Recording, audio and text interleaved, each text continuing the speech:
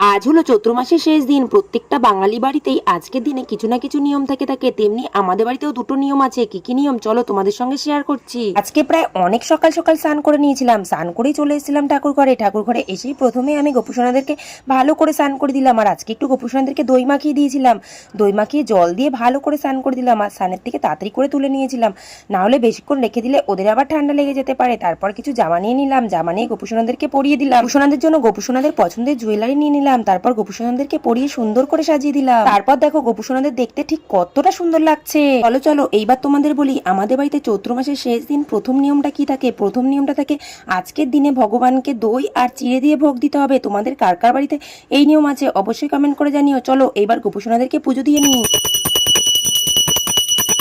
কাসুর আর ঘন্টার আওয়াজ গোপুসোনারা কিন্তু খুব পছন্দ করে। প্রথম নিয়মটা তো শেয়ার করলাম, আর দ্বিতীয় নিয়মটা পরের ভিডিওতে শেয়ার করব।